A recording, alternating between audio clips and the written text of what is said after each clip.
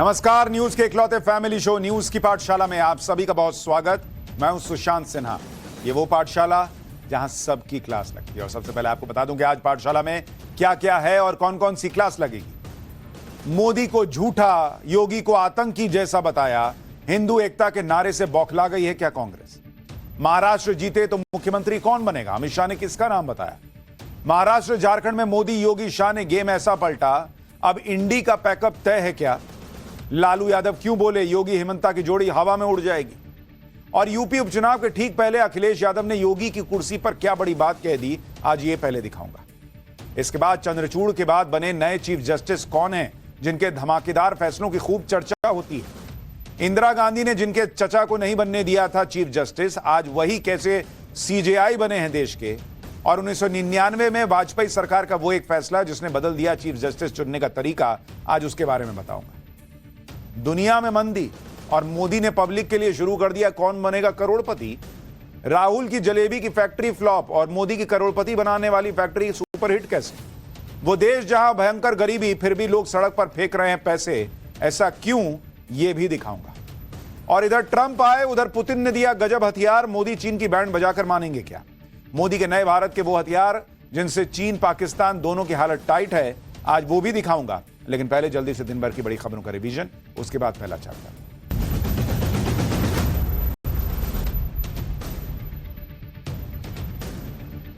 Supreme court ने पटाखों पर प्रतिबंध के आदेश को गंभीरता से नहीं लेने के लिए दिल्ली पुलिस को कड़ी फटकार लगाई। सुप्रीम कोर्ट ने कहा कि पटाखों पर प्रतिबंध पूरी तरह से लागू नहीं किया गया और महज दिखावा किया गया। कोर्ट ने पटाखों पर बैन को लेकर एसटीएफ के गठन का आदेश दिया और दिल्ली पुलिस से पटाखों पर बैन को लेकर की गई कार्रवाई पर 25 नवंबर तक हलफनामा दाखिल करने के लिए कहा।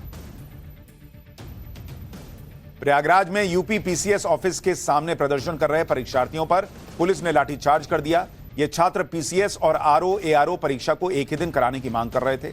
हजारों छात्र लोक सेवा आयोग चौराहे पर इकट्ठा हुए और नारेबाजी करने लगे। इस दौरान छात्रों ने बैरिकेडिंग तोड़ डाली और पुलिस से झड़प भी हो गई, जिसके बाद पुलिस ने छात्रों को हटाने के लिए लाठीचार्ज किया। बिहार के छपरा में रेलवे कर्मियों की सूझबूझ के चलते बड़ा रेल हादसा होने से टल गया। छपरा बलिया रेलवे ट्रैक पर पटरी करीब 4 इंच कटी हुई थी और इस ट्रैक से कोलकाता गाजीपुर सिटी एक्सप्रेस गुजरने ही वाली थी, लेकिन सही समय पर ट्रैकमैन ने लाल झंडी दिखाकर ट्रेन को पहले ही रोक दिया। अब इस बात की जांच की जा रही है कि रेलवे ट्रैक पर इतना बड़ा क्रैक कैसे आ गया। कश्मीर में आतंकी हमलों के बीच युवाओं में सेना में शामिल होने की होड़ लगी है। उरी के बारामूला में आज सेना में भर्ती के दौरान हजारों युवा वहां पहुंच गए, जिन्हें संभालने के लिए पुलिस और सेना के जवानों को मशक्कत करनी पड़ी। सेना में यह भर्ती 17 नवंबर तक जारी रहेगी। इस दौरान डॉक्यूमेंटेशन और फिटनेस टेस्ट लिया जाएगा। सेना भर्ती का यह कैंप बारामूला के अलावा गांदरबल, बडगाम, कुपवाड़ा और बांदीपुरा में भी लगाया जाएगा। कोलकाता रेप और मर्डर केस में ट्रायल शुरू हो गया है, जिसमें चौंकाने वाला खुलासा हुआ है। मुख्य आरोपी संजय रॉय ने कोर्ट से बाहर निकलते समय पुलिस के 2 अधिकारियों पर फंसाने का आरोप लगाया। संजय रॉय ने कहा कि विनीत गोयल और स्पेशल डीसी ने साजिश रची और उसे फंसाया है।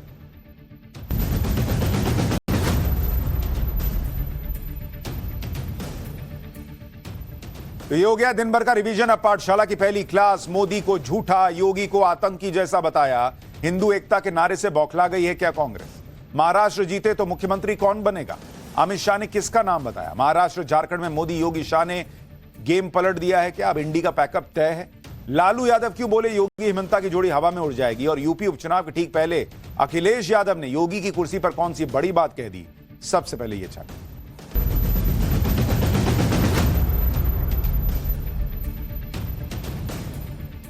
बॉस, क्रिकेट और राजनीति में एक चीज कॉमन है, जब कोई टीम हारने लगती है ना तो अक्सर उसकी लाइन लेंथ बिगड़ने लगती है। और कांग्रेस का भी सेम टू सेम हो रखा है। 2 महीने पहले तक मोदी का मामला खत्म बताने वाली कांग्रेस पार्टी और इंडी अलायंस का हाल इस वक्त यह है कि वो वाइड बॉल पर वाइड बॉल डाल रहे हैं, नो बॉल पे नो बॉल डाले जा रहे हैं। और टीम मोदी की बैटिंग लाइनअप आप देख लीजिए, इतनी लंबी है, जो आता वही छक्का मार के चला जाता है। भाई ओपनर तो मोदी शाह हो गए, 1 डाउन पर योगी आ रहे हैं, उसके बाद हेमंता आते हैं, फिर फडणवीस आ जाते हैं। मतलब इतना लंबा बैटिंग लाइनअप है और कांग्रेस फुल टॉस देती है इनको मारने के। मतलब दोनों टीमों में मैच ही नहीं दिख रहा। और आज तो कांग्रेस ने अलग लेवल का ब्लंडर कर दिया। एक तरह से आप इसे महाराष्ट्र और झारखंड चुनाव का एग्जिट पोल भी मान सकते हैं। महाराष्ट्र और झारखंड का बयानबाजी वाला एग्जिट पोल क्या संकेत दे रहा है, आज क्या नया ब्लंडर हुआ है, यह देखने से पहले यह देखिए कि कांग्रेस जब जब बयानबाजी की मर्यादाएं तोड़ती है तब तब यह संकेत होता है कि कांग्रेस समझ गई है कि गेम उसके हाथ से निकल चुका है। और मैं आपको उदाहरण से बताता हूं, फिर आज की बात करूंगा। जैसे साल 2007 चुनाव था गुजरात का, सोनिया गांधी ने बयान दिया था कि मोदी को मौत का सौदागर बता दिया था। नतीजा क्या हुआ? बीजेपी की बंपर जीत हुई। फिर साल 2014 लोकसभा का चुनाव था, सलमान खुर्शीद ने नरेंद्र मोदी के लिए नपुंसक शब्द का इस्तेमाल किया था। नतीजा नरेंद्र मोदी पहली बार प्रधानमंत्री बने, बीजेपी को की बंपर जीत। साल 2017 गुजरात विधानसभा चुनाव, मणिशंकर अय्यर ने मोदी को नीच आदमी बता दिया था। नतीजा बीजेपी की ऐतिहासिक जीत हुई। साल 2019 लोकसभा चुनाव था, बयान था राहुल गांधी का, जिन्होंने कहा था कि पब्लिक दौड़ा दौड़ा कर डंडे मारेगी। नतीजा नरेंद्र मोदी दोबारा सत्ता में आए, बीजेपी की बंपर जीत हुई। इसी तरह 2022 में गुजरात विधानसभा चुनाव, खड़गे ने मोदी की तुलना रावण से कर दी थी, बीजेपी की ऐतिहासिक जीत हुई थी गुजरात विधानसभा चुनाव। यानी जब जब कांग्रेस के नेता नरेंद्र मोदी पर पर्सनल अटैक करते हैं, ऐसी बातें बोलते हैं जो लोगों को हजम नहीं होती, वो संकेत होता है कि कांग्रेस समझ गई है कि बॉस अब मोदी का विकेट नहीं गिराने पाने वाले हम। और इसी कड़ी में आज का नया सियासी ब्लंडर जुड़ गया। पीएम मोदी और सीएम योगी ने जिस तरह से हिंदू एकता का अभियान छेड़ दिया है, उससे इंडी गठबंधन में बौखलाहट का लेवल इतना हाई हो चुका है कि अब पीएम मोदी और सीएम योगी पर पर्सनल अटैक शुरू हो गए। सीएम योगी की तुलना आज आतंकी से की जा रही है, उनके भगवा वेशभूषा पर सवाल उठाए जा रहे हैं। पीएम मोदी के खिलाफ भी व्यक्तिगत टिप्पणियां तेज हो रही हैं, हमले तेज हो रहे हैं। ये व्यक्तिगत हमले कोई राह चलता व्यक्ति नहीं कर रहा, बल्कि कांग्रेस पार्टी के अध्यक्ष मल्लिकार्जुन खड़गे कर रहे हैं। वो सीएम योगी के पीछे हाथ धोकर पड़े हुए हैं। कल उन्होंने सीएम योगी की साधु संत वाली वेशभूषा पर सवाल उठाए, आज उनकी तुलना आतंकी से कर डाली, आरोप लग रहा है।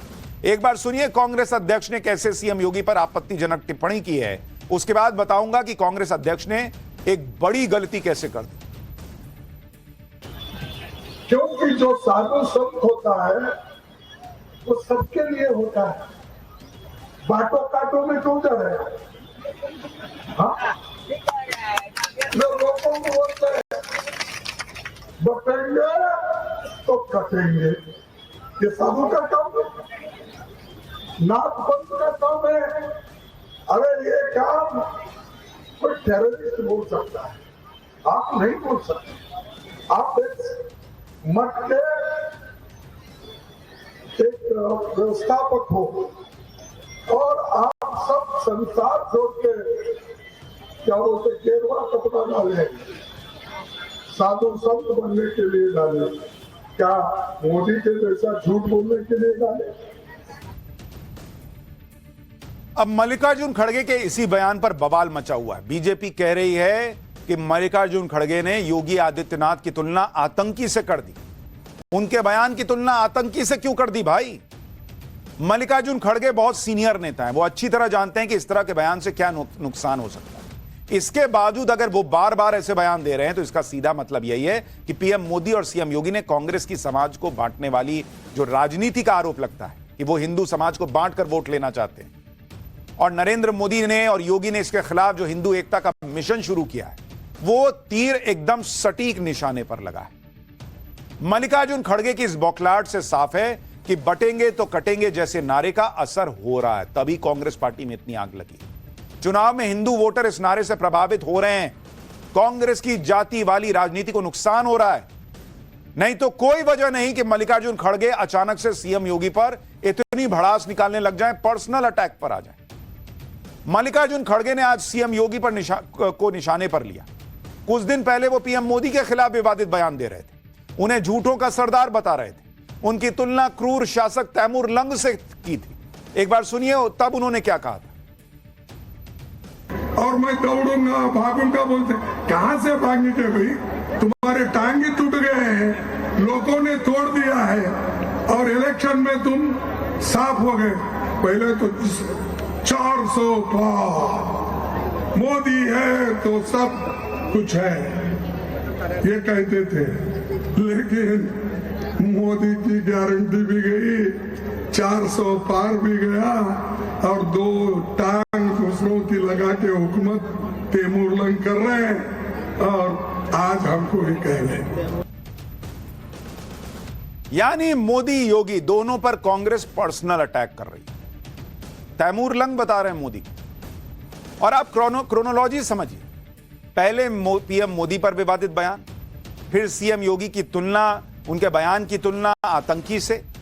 लेकिन हम इन हमलों से ना पीएम मोदी पीछे हट रहे हैं ना सीएम योगी। पीएम मोदी तो लगातार कांग्रेस की जाति वाली राजनीति के खिलाफ देश को आगाह कर रहे हैं, उसे देश के खिलाफ सबसे बड़ी साजिश बता रहे हैं। आज श्री स्वामी नारायण मंदिर की 200वीं वर्षगांठ समारोह को संबोधित करते हुए भी पीएम मोदी ने इस खतरे के प्रति चेताया। यानी ऐसा नहीं है कि सिर्फ इलेक्शन की रैली में जा रहे हैं तो वहां वोट बोल दे रहे हैं क्योंकि वोट चाहिए। वो हिंदुओं को बता रहे हैं वोट देना है तो काम पे दे दो ना, लेकिन जाति में बढ़ के वोट दोगे और जाति वाली राजनीति में फंस के वोट दोगे तो देश बर्बाद हो जाएगा। ये नरेंद्र मोदी बता रहे। एक बार सुनिए पीएम मोदी ने क्या कहा, फिर आपको बताऊंगा कि सीएम योगी भी कैसे ताबड़तोड़ जवाब दे रहे हैं। जिस दुर्भाग्य से निहित स्वार्थ के लिए, छोटी समझ के कारण भारत के उज्जवल भविष्य के महत्वाकांक्षी उद्देश्यों को भूल करके कुछ लोग समाज को जाति में, धर्म में, भाषा में, ऊंच और नीच में, स्त्री और पुरुष में, गांव और शहर में न जाने किस प्रकार से टुकड़े टुकड़े टुकड़े में बांटने की साजिश चल रही है। हम उसकी गंभीरता को समझे, उस संकट को समझे और हमें सबने मिलकर के ऐसे कारनामों को पराजित करना ही होगा। यानी नरेंद्र मोदी का फोकस सिर्फ चुनाव नहीं बल्कि देश का भविष्य है। और आप यह भी देखिए कि हिंदू एकता के लिए पीएम मोदी कितना बड़ा रिस्क भी ले रहे हैं। वो राजनीति में पहले से सेट जाति की राजनीति के पैटर्न को तोड़ने का प्रयास कर रहे हैं। उन्होंने महाराष्ट्र चुनाव को हिंदू एकता का लिटमस टेस्ट बना दिया कि जाति की बात नहीं करो, हिंदू एकजुट है कि नहीं ये बताओ। और अब चुनाव में सबसे बड़ा टेस्ट तो नरेंद्र मोदी और हिंदुओं का है। नरेंद्र मोदी की अग्नि परीक्षा इस बात को लेकर है कि अपने 10 साल के कार्यकाल में उन्होंने हिंदू संस्कृति, हिंदू दर्शन के लिए जो किया वो कितना है, काफी है या नाकाफी है, यह साबित होगा। हिंदुओं का टेस्ट इस बात पर होगा कि क्या वो इस चुनाव में जातियों की बेड़ियों को तोड़ पाएंगे या पहले की तरह जातियों में बंटकर ही वोट देंगे। नरेंद्र मोदी ने पहले से हावी जाति की राजनीति को नकारकर एक नई लकीर खींच दी है। एक रहेंगे तो सेफ रहेंगे जैसे नारे देकर ये उम्मीद कर रहे हैं कि हिंदू वोटर कांग्रेस की जाति वाली राजनीति के जाल में नहीं फंसेगा। मतलब पीएम मोदी ने राजनीति की रटी रटाई लाइन पर न चलकर एक नया पेंडोरा बॉक्स खोल दिया। इसका उन्हें नुकसान भी हो सकता है, फायदा भी हो सकता है। लेकिन पीएम मोदी शायद इस वक्त सियासत के नफा नुकसान के आगे की बात सोच रहे हैं। वो देश के खिलाफ इसे बड़ी साजिश बता रहे हैं और लोगों को बार बार कह रहे हैं कि बचो बॉस, क्योंकि ये जाति में बंट गए तो फिर देश जो है ना वो बंटकर ही आगे बढ़ेगा और फिर रफ्तार क्या होगी सोचो। आप देखिए कि बटेंगे तो कटेंगे जैसे नारे से कैसे पूरे विपक्ष में खलबली मची। किसी के पास इसका तोड़ नहीं मिल रहा, सब अपने अपने तरीके से कुछ नया नारा गढ़ के काउंटर करने का प्रयास कर रहे हैं।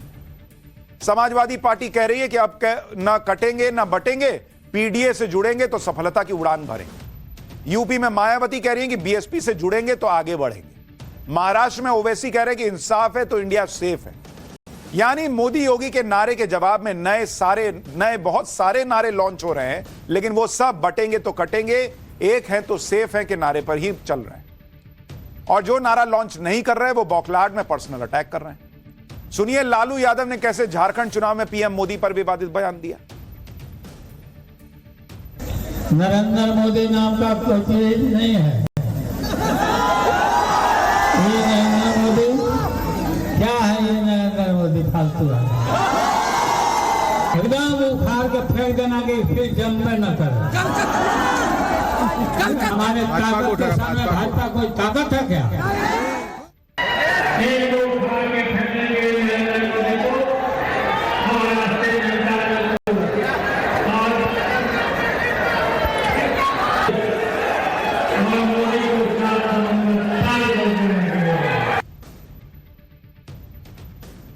यानी जहां देखिए वहां नरेंद्र मोदी पर पर्सनल अटैक हो रहा है, योगी पे पर्सनल अटैक हो रहा है। कांग्रेस अध्यक्ष मल्लिकार्जुन खड़गे हों या लालू प्रसाद यादव, ये सब इसलिए भी भड़के हुए हैं कि वो बटेंगे तो कटेंगे जैसे नारे का असर हरियाणा और जम्मू कश्मीर के चुनाव में देख चुके हैं। अब तो कनाडा तक में हिंदुओं को एकजुट करने के लिए बटेंगे तो कटेंगे जैसे नारे बोले जा रहे हैं। इसलिए कांग्रेस को डर है, इंडिया अलायंस को डर है कि हिंदू एकता को गढ़ने वाले इस नारे की वजह से कहीं महाराष्ट्र और झारखंड भी आंख से ना निकल जाए। इन दोनों राज्यों में पीएम मोदी और योगी आदित्यनाथ हिंदू वोटर्स को जाति की राजनीति के साइड इफेक्ट बताकर एक रहेंगे तो सेफ रहेंगे जैसे नारे दें।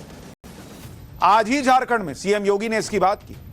एक बार मुख्यमंत्री योगी आदित्यनाथ को सुनिए, फिर बताता हूं कि मल्लिकार्जुन खड़गे ने कल से कैसे सीएम योगी को निशाने पर लिया हुआ है और कैसे योगी इन लोगों के निशाने पर पहले भी रहे। बटे थे तो अपमान अयोध्या में झेलना पड़ा था, बटे थे तो अपमान काशी में झेलना पड़ा था, बटे थे तो मथुरा में अपमान झेलना पड़ा था, बटे थे तो बहन और बेटियों की इज्जत के साथ खिलवाड़ के रूप में अपमान झेलना पड़ा था, और बटे थे तो कटे थे।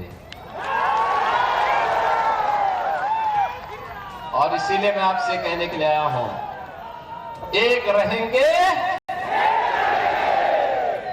सेफ रहेंगे, एक रहेंगे नेक रहेंगे। जब पीएम मोदी और सीएम योगी हिंदू एकता की बात करते हैं, एक रहेंगे तो सेफ रहेंगे जैसे नारे देते हैं, तो कई लोग इस नारे को सांप्रदायिक बताने लगते हैं। कुछ लोग इस नारे का मजाक भी उड़ाते हैं।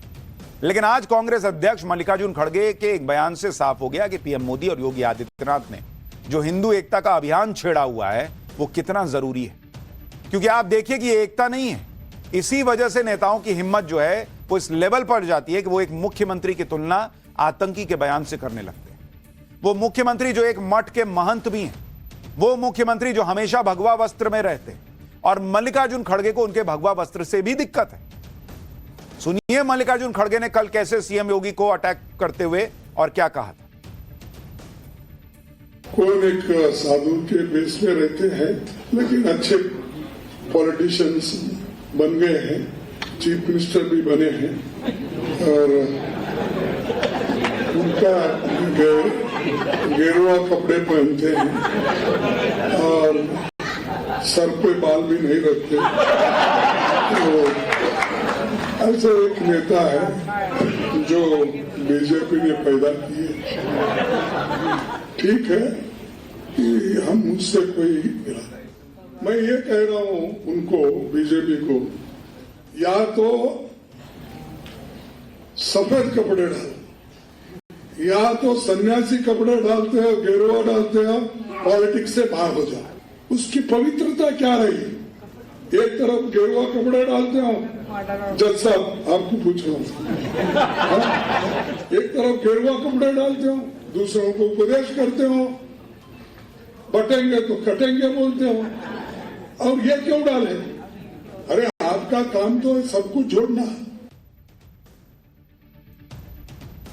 संविधान में कहीं नहीं लिखा कि जो गेरुआ कपड़े पहनेगा वो चुनाव नहीं लड़ सकता, वो मुख्यमंत्री नहीं बन सकता। तो संविधान की कॉपी लहराने वाले ऐसी बातें क्यों कर रहे हैं? बटेंगे तो कटेंगे, इसमें तो जोड़ने का ही नारा है। मल्लिकार्जुन खड़गे पूछ रहे हैं तो आपका काम जोड़ने का है। अरे तो मत बटो, ये बोलना तो जोड़ना ही है ना। सीएम योगी हो या पीएम मोदी, ऐसा लग रहा है जैसे इंडी गठबंधन में मोदी योगी के खिलाफ पर्सनल अटैक की रेस लगी हुई, और इस रेस में पप्पू यादव भी हैं। पप्पू यादव तो पीएम मोदी पर हमला करते करते उनके पिताजी तक चले गए। सुनिए पप्पू यादव ने क्या कहा। आपको घबराने की जरूरत नहीं है, सरकार से ज्यादा पैसा हमारे पास है। 9000 बीघा ना जमीन था हमको, मोदी के बाबू को था। देश का इलाज अकेले कराता है, औकात है मोदी तेरे को? पप्पू यादव पूछ रहे हैं मोदी के बाप के पास इतनी जमीन थी क्या? मोदी की ये औकात है क्या? ये पप्पू यादव जो लॉरेंस बिश्नोई पर एक बयान देने के बाद इनकी सिट्टी पिट्टी गुम हो गई, लेकिन नरेंद्र मोदी की औकात पूछ सकते हैं और फिर भी ये मोदी को हिटलर बताते हैं। खौफ किसका है समझ जाइए। मल्लिकार्जुन खड़गे के बयान पर कांग्रेस गिरती दिख रही। साधु संतों ने भी खड़गे के खिलाफ मोर्चा खोल दिया। साधु संत कह रहे हैं कि खड़गे का हिंदू विरोध जग जाहिर है और अगर 24 घंटे के अंदर माफी नहीं मांगी तो खड़गे के खिलाफ कानूनी कार्रवाई करेंगे। सुनिए। जब मल्लिकार्जुन खड़गे घुटने के बल चलना सीख रहे थे उस समय गोरक्षनाथ के महंत दिग्विजयनाथ जी अर्थात योगी जी के दादा गुरु सांसद हुआ करते थे गोरखपुर के। इसलिए तीसरी पीढ़ी राजनीति में है आदित्यनाथ जी। और राजनीति मत सिखाइए, आपका हिंदू विरोध सनातन विरोध जग जाहिर है। मल्लिकार्जुन खड़गे यदि 24 घंटे के अंदर माफी नहीं मांगते हैं तो मैं विधिक कार्रवाई कराऊंगा और सुप्रीम कोर्ट तक जाऊंगा और मानहानि का मैं दावा जो है तो इस पर मुकदमा ठोकूंगा। यह व्यक्ति एक तरफ संविधान बचाने की बात कर रहा है, दूसरी तरफ इसका बयान संविधान विरोधी है जिसको बर्दाश्त नहीं किया जाएगा। कांग्रेस को लेकर साधु संतों का यह गुस्सा आज का नहीं है। साधु संत ये जानते हैं कि कांग्रेस भी उसी इंडी गठबंधन का हिस्सा है, जिस इंडी गठबंधन की पार्टियां बहुत आसानी से सनातन की तुलना डेंगू मलेरिया से कर देती, जो कभी रामचरितमानस पर सवाल उठाते हैं, राम मंदिर की प्राण प्रतिष्ठा का बॉयकॉट करते हैं, और इसलिए जब सीएम योगी हिंदुत्व की बात करते हैं तो इंडी गठबंधन को आग लग जाती है, बात पर्सनल अटैक तक चली जाती है। आज बीजेपी ने भी कांग्रेस पर पलटवार किया। बीजेपी का बयान सुनिए, कांग्रेस को लेकर वो क्या कह रही है। मैंने स्वयं जब मैं वहां गया था, मैंने अलग अलग धर्मों के लोगों को गोरखपुर में मठ में भी देखा है, तो मैं समझता हूं कि राजनीति में वो वर्षों से है। कभी खड़गे जी ने ऐसा ना पार्लियामेंट में या कोई और मौके पे कहा कि उन्होंने अपने कपड़े बदलने चाहिए, और क्या कपड़े कौन पहने ये मुझे लगता है व्यक्ति के खुद की इच्छा अनुसार। हमने इस देश में फ्रीडम ऑफ ड्रेसिंग भी है, फ्रीडम ऑफ स्पीच और एक्सप्रेशन के साथ।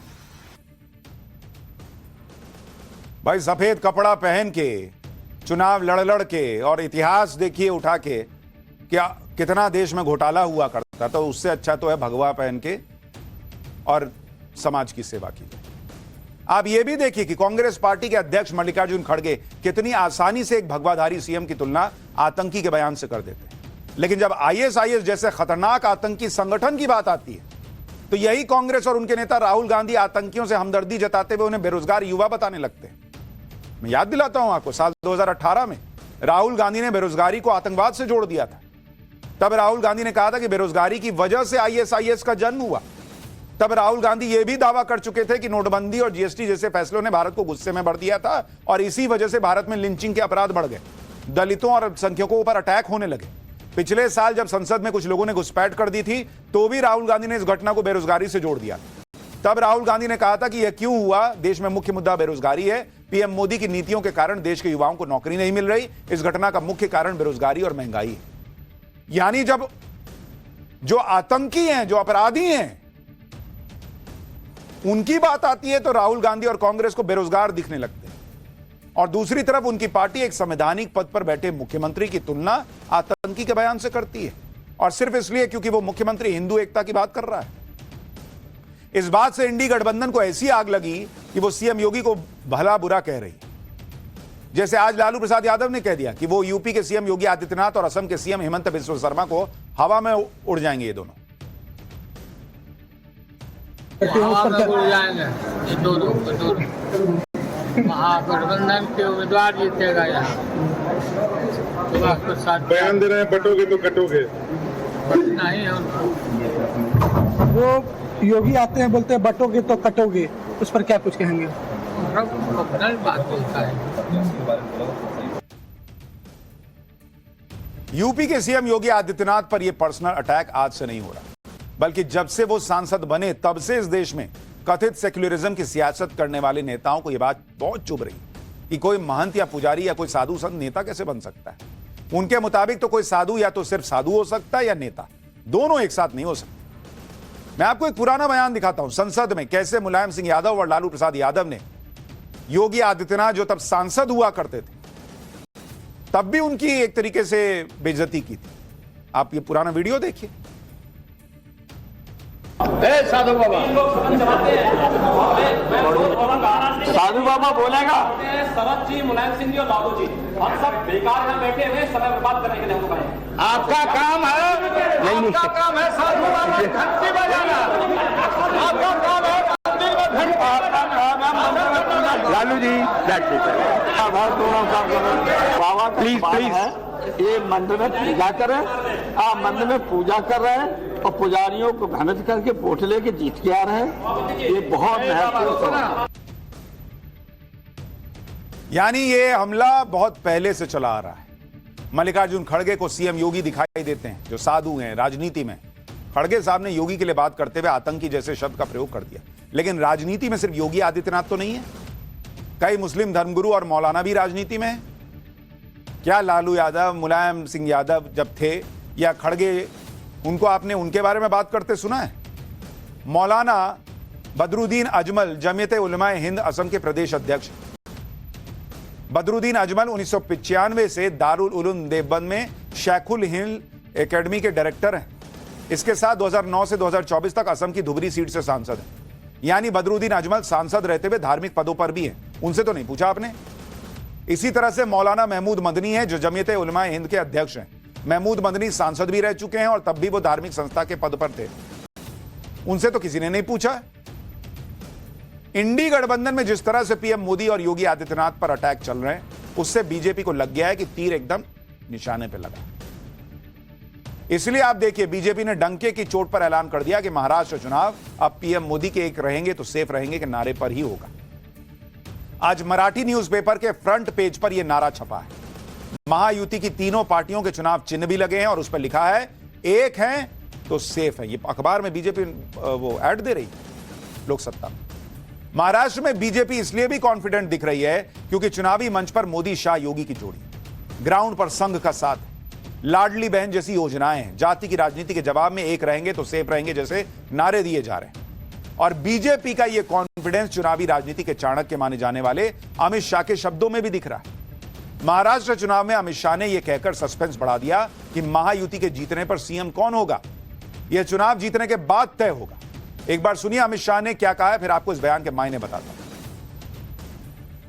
अभी महाराष्ट्र में युति सरकार का नेतृत्व एकनाथ शिंदे जी कर रहे हैं। एकनाथ शिंदे जी हमारे मुख्यमंत्री हैं और चुनाव के बाद मुख्यमंत्री कौन होगा, तीनों पार्टियां इकट्ठा बैठकर इसका तय करेगी। हम शरद पवार जी को कोई मौका नहीं देंगे। अब अमित शाह के इस बयान के कई मायने निकाले जा रहे हैं। महाराष्ट्र में बीजेपी गठबंधन यानी महायुति की सरकार चल रही है। अमित शाह ने क्लियर कट मैसेज दे दिया है कि महायुति के बीच कोई टेंशन नहीं है, कला नहीं है, सीएम फेस को लेकर भी कोई कंफ्यूजन नहीं। चुनाव के बाद तीनों दल साथ बैठकर सीएम तय करेंगे, यानी परफॉर्मेंस के आधार पर आगे की रणनीति बनाई जाएगी। और बीजेपी फिर बड़े भाई की भूमिका में आने को तैयार है। इसमें तीनों ही पार्टियों की सहमति भी है। जैसे उद्धव ठाकरे ने 2019 में किया था, वैसे हालात फिर से न खड़े हो जाएं और शरद पवार जैसे दिग्गज नेताओं को फिर से मौका न मिल जाए, इसलिए अमित शाह ने महाराष्ट्र में सीएम फेस के मुद्दे को बिल्कुल क्लियर कर दिया प्रेस कॉन्फ्रेंस में ही बोलकर। और उस पर कोई बवाल भी नहीं हुआ। कोई एकनाथ शिंदे ने नहीं कहा कि सर आपने मेरा नाम नहीं लिया। यानी क्लियर है कि बीजेपी पहले ही स्टैब्लिश कर चुकी है कि बॉस जो जितनी सीट लाएगा उसके हिसाब से तय होगा। और बीजेपी चूंकि ज्यादा सीट पे लड़ रही है तो उसकी ज्यादा सीटें लाने की स्थिति भी है। महाराष्ट्र में पीएम मोदी के हिंदू एकता और एक रहेंगे तो सेफ रहेंगे के नारों का टेस्ट भी है, क्योंकि महाराष्ट्र में तो मुस्लिम वोट का खुला खेल चल रहा है। एक संस्था है ऑल इंडिया उलेमा बोर्ड, जिसने महाराष्ट्र में महाविकास अघाड़ी को समर्थन का ऐलान कर दिया। उलेमा बोर्ड ने 7 नवंबर को शरद पवार, उद्धव ठाकरे और कांग्रेस प्रदेश अध्यक्ष नाना पटोले को चिट्ठी लिखी। इस चिट्ठी में उलेमा बोर्ड ने 17 डिमांड रखी, जो अगर महाविकास अघाड़ी पूरी करता है तो उसे मुसलमानों के वोट मिलेंगे। उलेमा बोर्ड ने जो प्रमुख शर्तें रखी हैं उसके बारे में सुनिए।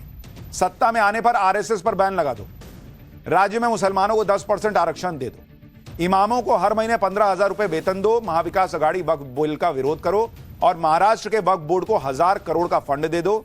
महाराष्ट्र वक्फ बोर्ड में 500 लोगों की भर्ती हो, पुलिस भर्ती में मुसलमानों को प्राथमिकता दो, विवादित लोगों के खिलाफ कानूनी कार्रवाई करो। अब इस तरह से कोई शर्त रख के और कह रहा है कि ये कर दो तो वोट देंगे, तो उसमें सेक्युलरिज्म खतरे में नहीं पड़ रहा। लेकिन हिंदू को जाति में बंटना नहीं चाहिए, यह बोल देने से सेक्युलरिज्म खतरे में पड़ जाता है। उत्तर प्रदेश में भी इंडी गठबंधन के नाम पर अखिलेश यादव ही चारों तरफ दिख रहे हैं। इंडी गठबंधन के बाकी दल यूपी उपचुनाव से अभी तक दूरी बनाए हुए हैं। उपचुनाव की 9 सीटों में से अखिलेश यादव ने एक भी सीट किसी को दी तो है नहीं, वैसे सभी 9 सीटों पर समाजवादी पार्टी लड़ रही है। दूसरी तरफ बीजेपी ने ऐसा माहौल बना दिया जिसकी काट अखिलेश खोज नहीं पा रहे।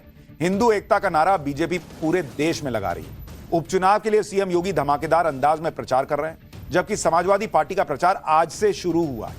आप देखिए अखिलेश कैसे पुरानी दाल में नया तड़का लगाने का प्रयास कर रहे हैं। अखिलेश अभी भी सीएम योगी की कुर्सी की बात पर ही टिके हुए हैं, कह रहे हैं कि नहीं नहीं, योगी जी की तो कुर्सी जाने वाली है। लोकसभा चुनाव में भी इंडी गठबंधन यही भ्रम फैला रहा था। अखिलेश ने फिर से दावा किया है कि योगी आदित्यनाथ की कुर्सी जाने वाली है। योगी आदित्यनाथ अपनी मर्जी से यूपी में कुछ नहीं कर पा रहे। इनको लग रहा है कि लोकसभा चुनाव में इस तरह का भ्रम फैलाकर कुछ फायदा हुआ था, तो अब शायद उपचुनाव में भी हो जाए, कुछ मौका मिल जाए। हालांकि अभी तक यह स्थिति होगी या नहीं ये स्पष्ट नहीं है। पब्लिक इसको फिर से मानेगी या नहीं ये अभी तय नहीं है। सुनिए अखिलेश यादव को, फिर बताऊंगा कैसे योगी आदित्यनाथ ने अखिलेश को अलग ही मुद्दे में फंसा के रखा है।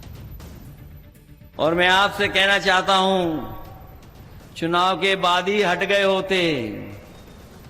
जो हटने वाले उन्हें गुस्सा आप पर नहीं आ रहा है, कहीं और गुस्सा दिखाना चाहते हैं। ये गुस्सा जो आजकल सरकार को है वो अपनी कुर्सी बचाने का गुस्सा है, क्योंकि दिल्ली वालों ने तय कर लिया है कि महाराष्ट्र के चुनाव के बाद इनकी कुर्सी बचेगी नहीं, इनकी कुर्सी छिन जाएगी। अखिलेश यादव वही पुरानी बातें दोहरा रहे जिनका कोई आधार नहीं। लोकसभा चुनाव में भी ऐसे ही दावे किए गए थे, लेकिन अभी तक सीएम योगी आदित्यनाथ तो कुर्सी पर ही। पीएम मोदी भी योगी की पीठ थपथपा चुके हैं, यानी बीजेपी में कहीं कोई दिक्कत दिख नहीं रही। और सीएम योगी की बातों से भी साफ दिख रहा है कि बीजेपी हाईकमान को योगी आदित्यनाथ पर पूरा भरोसा है। योगी आदित्यनाथ उपचुनाव में फायर मोड में प्रचार कर रहे हैं। अखिलेश यादव को कानून व्यवस्था के मुद्दे पर घेर रहे हैं। अखिलेश यादव के पीडीए वाले नारे पर आज सीएम योगी ने भयंकर हमला किया। सीएम योगी ने समाजवादी पार्टी को गुंडों और माफिया से जोड़ते हुए कहा कि समाजवादी पार्टी गुंडों और माफियाओं का प्रोडक्शन हाउस है और अखिलेश यादव उसके सीईओ हैं। सुनिए एक बार। ये समाजवादी पार्टी आप यह तो एक प्रोडक्शन हाउस बन गया है, माफिया और अपराधियों को पालने का प्रोडक्शन हाउस है ये। यानी जहां पर हर दुर्दांत अपराधी, हर दुर्दांत माफिया, हर दुर्दांत दुष्कर्मी जहां से पैदा होता है, और इसके सीईओ अखिलेश यादव है। इनका ट्रेनर शिवपाल यादव है। और इसीलिए मैं आपसे कहने के लिए आया हूं कि बहनों और भाइयों, ये माफिया और ये अपराधी किसी के नहीं हुए। यानी गजब सियासी लड़ाई छिड़ी है और इसमें न्याय करना है वोटर को, जनता को। अब वो फैसला किधर आएगा ये तो वक्त बताएगा। फिलहाल जब न्याय करने की बात हो ही रही है तो पाठशाला में अगली क्लास डीवाई चंद्रचूड़ के बाद बने नए चीफ जस्टिस कौन हैं जिनके धमाकेदार फैसलों की खूब चर्चा होती। इंदिरा गांधी ने जिनके चाचा को नहीं बनने दिया था चीफ जस्टिस, आज वही कैसे बने सीजेआई। और 1999 में वाजपेयी सरकार का वो एक फैसला जिसने चीफ जस्टिस चुनने का तरीका तय किया, आज उसका चर्चा।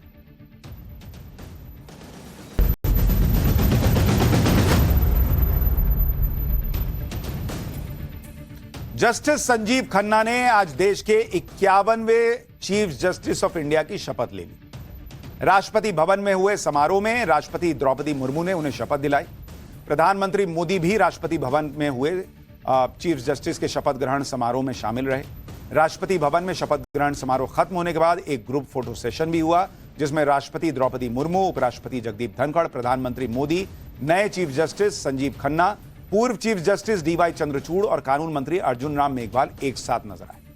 पीएम मोदी ने शपथ ग्रहण की तस्वीर ट्वीट करते हुए सीजेआई का पद संभालने के लिए जस्टिस संजीव खन्ना को बधाई भी दी। जस्टिस संजीव खन्ना अपने धमाकेदार फैसलों के लिए जाने जाते हैं। उन्होंने अपने अब तक के कार्यकाल में कई बड़े और चर्चित मामलों में ऐतिहासिक फैसले सुनाए। आज पाठशाला में जस्टिस संजीव खन्ना के इन ऐतिहासिक फैसलों के बारे में तो बताऊंगा ही, साथ ही यह भी बताऊंगा कि बतौर सीजेआई जस्टिस संजीव खन्ना के 6 महीने के कार्यकाल में किन बड़े मामलों की सुनवाई अभी होनी है। एक ऐतिहासिक किस्सा भी सुनाऊंगा इतिहास से जुड़ा हुआ, इनके साथ क्या हुआ था, इनके परिवार के साथ। जस्टिस खन्ना के परिवार के उस तेज तर्रार जज की भी बात होगी जिन्होंने आज से करीब 47 साल पहले तत्कालीन पीएम इंदिरा गांधी की नाराजगी की वजह बने और उसकी वजह से चीफ जस्टिस का बनने का मौका गवा दिया था। उस परिवार से आते हैं जस्टिस संजीव खन्ना। अटल सरकार के समय चीफ जस्टिस चुनने का तरीका कैसे बना, क्या बदला, यह भी बताऊंगा। लेकिन सबसे पहले बात देश के नए चीफ जस्टिस संजीव खन्ना की, जिन्हें वकालत विरासत में मिली।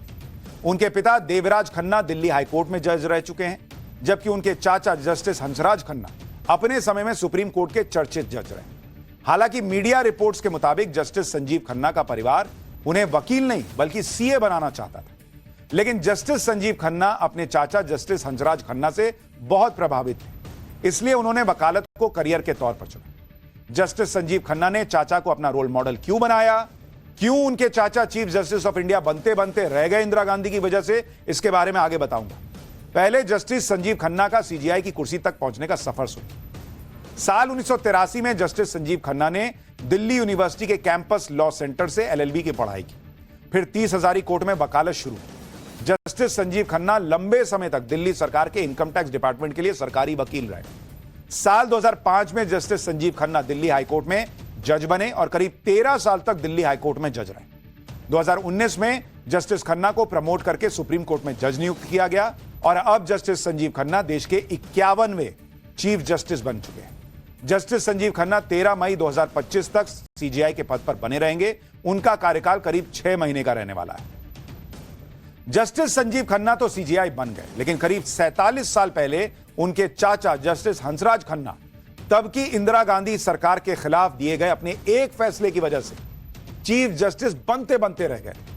हालांकि इंदिरा सरकार को नाराज करने वाले जस्टिस हंसराज खन्ना के फैसले का आज भी तब तब जिक्र होता है जब जब जुडिशरी की आजादी की चर्चा होती है। दरअसल बात जनवरी 1977 की है। सीनियरिटी के हिसाब से जस्टिस हंसराज खन्ना को देश का 15वां सीजीआई बनना तय माना जा रहा था, लेकिन तत्कालीन पीएम इंदिरा गांधी की सरकार ने उनकी सीनियरिटी को अनदेखा कर दिया और उनसे जूनियर जस्टिस एमएच बेग को चीफ जस्टिस नियुक्त करने की सिफारिश कर दी। इसकी वजह बना इमरजेंसी के दौरान जस्टिस हंसराज खन्ना का एक ऐतिहासिक फैसला। एडीएम जबलपुर बनाम शिवकांत शुक्ला मामले में आया यह तत्कालीन पीएम इंदिरा गांधी को पसंद नहीं आया। इस मामले में वकील शिवकांत शुक्ला को इमरजेंसी के दौरान जेल में डाल दिया गया था और उन्हें बिना किसी मुकदमे के अरेस्ट किया गया था। अपनी गिरफ्तारी को वकील शिवकांत शुक्ला ने जबलपुर हाईकोर्ट में चुनौती दी। कोर्ट ने उनके हक में फैसला दिया कि यह गलत हुआ है आपके साथ। इसके बाद मामला सुप्रीम कोर्ट पहुंचा। इस मामले में सुप्रीम कोर्ट की 5 जजों की बेंच बैठी।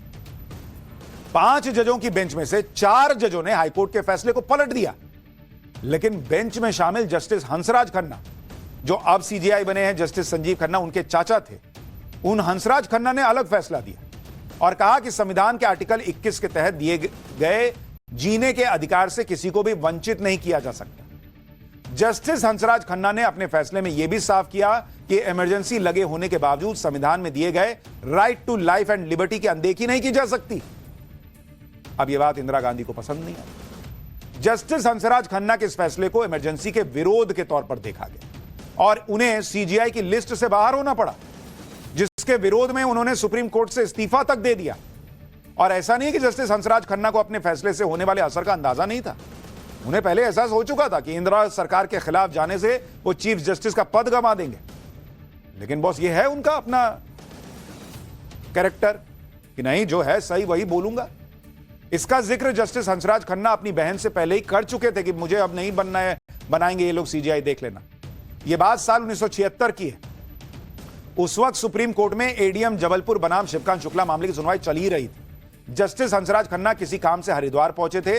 वहां गंगा नदी के किनारे बैठकर उन्होंने अपनी बहन से कहा था कि उन्होंने ऐसा फैसला तैयार किया है जिसकी वजह से उन्हें चीफ जस्टिस ऑफ इंडिया का पद गंवाना पड़ेगा। और ऐसा ही हुआ। मतलब वो जानते थे कि इंदिरा गांधी क्या कर सकती और उन्हें सीजीआई की लिस्ट से बाहर होना पड़ा। हालांकि इंदिरा सरकार गिरने के बाद जस्टिस हंसराज खन्ना चौधरी चरण सिंह सरकार में कुछ दिन के लिए कानून मंत्री बने थे। और यह भी एक इत्तेफाकी है कि जब साल 2019 में justice Sanjeev Khanna supreme court में जज बने तो पहले दिन वो उसी कोर्ट रूम में बैठे जिसमें उनके चाचा जस्टिस हंसराज खन्ना कई अहम मामलों की सुनवाई कर चुके।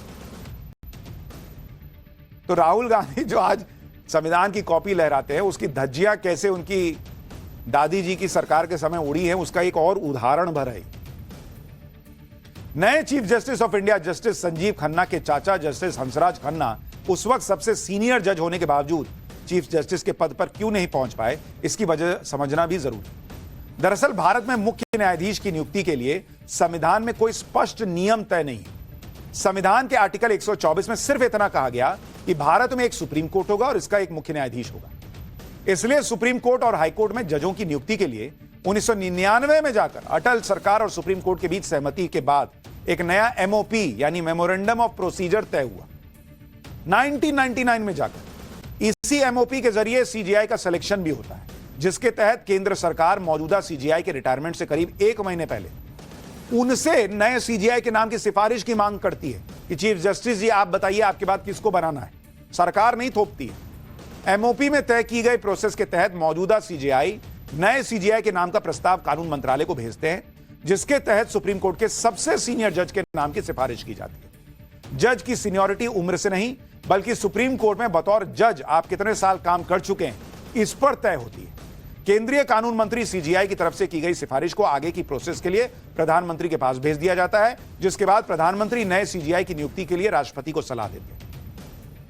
यानी एक तरह से सरकार का रोल बस नाम आगे बढ़ाने का होता है और एक पैटर्न बन गया कि भाई जो सीनियर होगा वही बने।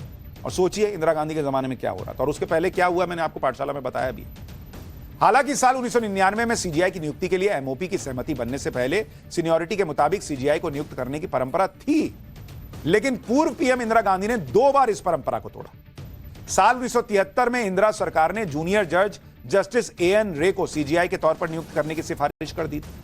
कहा जाता कि दूसरे जजों की तुलना में जस्टिस रे को इंदिरा सरकार के ज्यादा करीबी माना जाता था, इसलिए जस्टिस एएन रे से ज्यादा सीनियर 3 जजों जस्टिस जेएम शेलत, जस्टिस केएस हेगड़ और जस्टिस एएन ग्रोवर तीनों को साइड कर दिया गया और इंदिरा गांधी ने जस्टिस एएन रे को सीजीआई बनाने की सिफारिश कर दी। इंदिरा सरकार के इस फैसले से नाराज होकर जस्टिस शेलत और जस्टिस हेगड़े और जस्टिस ग्रोवर पहले छुट्टी पर गए और फिर बाद में तीनों ने इस्तीफा दे दिया। सोचिए क्या चलता था जुडिशरी को कंट्रोल करने को लेकर। इसके बाद साल 1977 में भी तत्कालीन पीएम इंदिरा गांधी ने सीनियरिटी को नजरअंदाज कर जस्टिस एमएच बेग को सीजीआई के पद पर नियुक्त करने की सिफारिश की थी। इंदिरा सरकार के इस फैसले के बारे में आपको पहले ही अभी मैं बता चुका हूं। इसलिए सुप्रीम कोर्ट और हाईकोर्ट में जजों की नियुक्ति के साथ ही सीजीआई की नियुक्ति के लिए एमओपी को तैयार करने की जरूरत महसूस हुई और 1999 में तब की अटल बिहारी वाजपेयी सरकार और सुप्रीम कोर्ट की सहमति से एमओपी तैयार हुआ, जिसके लिए सुप्रीम कोर्ट के साल 1981, 93 और 98 में आए 3 फैसलों को आधार बनाया गया। जजों की नियुक्ति से जुड़े ये फैसले हैं फर्स्ट जजेस केस 1981, सेकंड जजेस केस 1993 और थर्ड जजेस केस 1998। इन फैसलों को 3 जजेस केसेस के नाम से भी जाना जाता है। यानी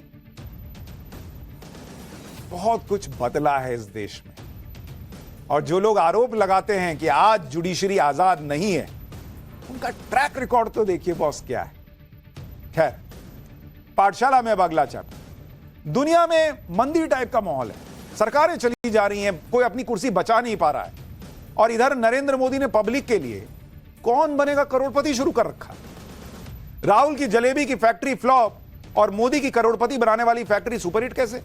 वो देश जहां भयंकर गरीबी है फिर भी लोग सड़क पर रुपए पैसे फेंक रहे हैं, ऐसा क्यों हो रहा है? जरा ये चैप्टर देखिए।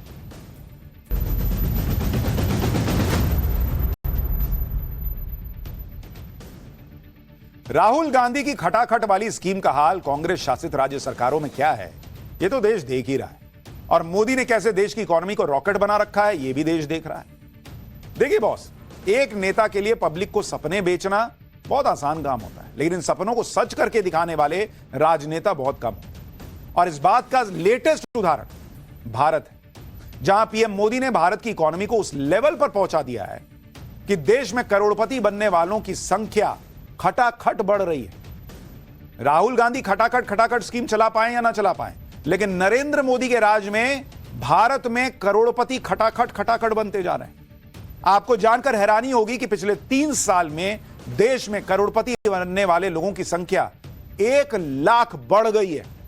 मतलब मोदी का अपना अलग ही लेवल का कौन बनेगा करोड़पति चल रहा है एक तरह से। राहुल गांधी जलेबी की फैक्ट्री में फंसे रह जाते हैं और इधर मोदी ने एक तरह से करोड़पति बनाने की फैक्ट्री खोल दी।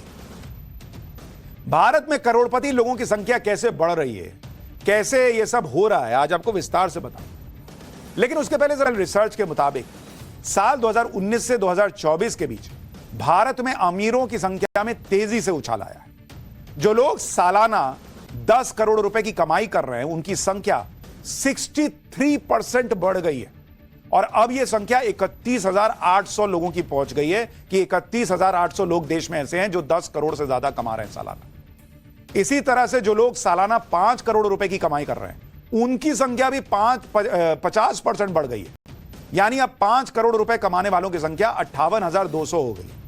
भारत में अमीरों की बढ़ती संख्या इस बात का संकेत है कि देश की विकास दर बहुत मजबूत है। भारत की जीडीपी 7% की स्पीड से बढ़ रही है और इसीलिए करोड़पति से गरीब देशों में होती है। उसकी वजह आगे बताऊंगा, उसमें भारत के लिए बड़ा लेसन है। आप सुनेंगे तो आपके पैरों तले जमीन निकल जाएगी कि अरे बॉस, ये तो वही चीज है जिसके लिए मोदी अलर्ट कर रहे हैं कि देश नहीं बचा तो बुरा फंसोगे। खैर, उसके पहले यह समझिए कि मोदी का ये कौन बनेगा करोड़पति वाला खेला, यानी लाखों लोगों का देश में करोड़पति बनने का खेल चल कैसे रहा है। देखिए, 2021 में करोड़पति टैक्स पेयर्स की संख्या 1,20,000 थी 2021 में। 2022 में यह बढ़कर 1,30,000 हो गई। 2023 में यह बढ़कर 1,90,000 हो गई और 2024 में यह बढ़कर 2,20,000 हो गई। यानी ऐसे लोग जो 1 करोड़ से ज्यादा का टैक्स दे रहे हैं उनकी संख्या कोविड के संकट काल के बावजूद बढ़ती जा रही है। और अगर पिछले 10 साल से तुलना की जाए तो 2014 में करोड़पति टैक्स पेयर्स की संख्या मात्र 40,000 थी। मतलब आजादी से लेकर 2014 तक 1 करोड़ से ज्यादा टैक्स देने वालों की संख्या 40,000 पहुंची थी और बीते 10 साल में यह बढ़कर 2,20,000 हो गई बॉस। 10 साल में 1,80,000 लोग करोड़पति ऐसे हो गए जो टैक्स दे रहे हैं। आप सोचिए, आजादी से 2014 40,000 लोग 1 करोड़ से ज्यादा का टैक्स दे रहे हैं। 2014 से 2024 10 साल में यह बढ़ के 2,20,000 हो गए। यानी पिछले 10 साल में 5 गुना की चौंका देने वाली बढ़ोतरी हुई है। यह तो हुई करोड़पति लोगों की बात। इसके अलावा भारत में आम नागरिक की कमाई किस तरह से बढ़ी है उससे जुड़े आंकड़े भी देखिए। पिछले 10 साल में टैक्स भरने वालों लोगों की संख्या 2 गुनी हो चुकी है। 2014 में टैक्स भरने वाले लोगों की संख्या 3 करोड़ 30 लाख थी, अब यह बढ़कर 7.5 करोड़ के पार चली गई। एक तरफ लोगों की कमाई बढ़ रही है तो सरकारी खजाना भी भर रहा है। 2014 में डायरेक्ट टैक्स कलेक्शन 6,38,000 करोड़ का होता था, 2024 में बढ़कर 19,58,000 करोड़ रुपए हो गया। तो बॉस, पब्लिक पैसा कमा रही है तो टैक्स भर रही है। अच्छा, सिस्टम भी सुधरा है ताकि टैक्स लीकेज रुके, तो पैसा वहां से भी आ रहा है और पब्लिक कमा रही है तो टैक्स भर रही है। यह हुआ बीते 10 साल। कौन बनेगा करोड़पति? आप में से बहुत से लोगों के मन में यह सवाल आ रहा होगा कि आखिर करोड़पति बनने का तरीका क्या है। आगे बढ़ने से पहले करोड़पति बनने के वैसे तो बहुत सारे फॉर्मूले देश में चल रहे हैं। इतने मौके लोगों को मिल रहे हैं कि लोग अपना ही स्टार्टअप करके यूनिकॉर्न क्रिएट कर दे रहे हैं। लेकिन आपकी उम्र अगर 40 साल है और आपकी कमाई में से आप 10,000 रुपए भी SIP कर दे, सिस्टमैटिक इन्वेस्टमेंट प्लान में डाल दे, म्यूचुअल फंड में डाल दे, तो बहुत 60 साल की उम्र तक आपका रिटर्न क्या हो जाएगा आपको यह देखना चाहिए। क्योंकि इंडिया की इकोनॉमी रॉकेट बनी हुई है, शेयर बाजार एकदम आसमान में पहुंचा हुआ है। तो आप अगर सोचिए कि हर महीने अगर आप मात्र 10,000 रुपए भी बचा लेते हैं, मात्र 10,000 रुपए बचाने, और अगर 20 साल के लिए इन्वेस्ट कर रहे हैं, कितने साल के लिए? 20 साल के लिए, कि चलो 10,000 रुपया हर महीने जो है मैं जमा कर दूंगा, तो इस पर आपका कुल निवेश कितना बैठेगा? कुल निवेश बैठेगा भाई, आप जो है वो करीब 24 लाख रुपया 20 साल में खर्च करेंगे। 24 लाख रुपया। लेकिन जो मार्केट का हाल हो रखा है वो मान के चलिए कि आपको 15% का रिटर्न देगा, 15% का। और जब आप 20 साल बाद इसको उठाएंगे तो 1 करोड़ 55 लाख के करीब इन्वेस्टमेंट मिलेगा, मतलब आपको रिटर्न मिलेगा 1 करोड़ 55 लाख 55,000 रुपया। यानी 24 लाख रुपया आप इन्वेस्ट कीजिएगा और 1 करोड़ 55 लाख उठाइएगा। मतलब यह हालत है मार्केट का इस वक्त।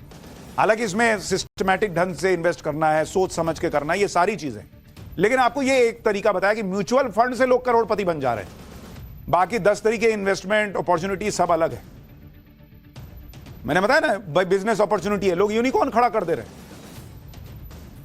एक तरफ पीएम सबसे अमीर देश हुआ करता था क्योंकि वेनेजुएला की इकोनॉमी 95% तेल के एक्सपोर्ट पर निर्भर थी। 1999 में वेनेजुएला की सरकार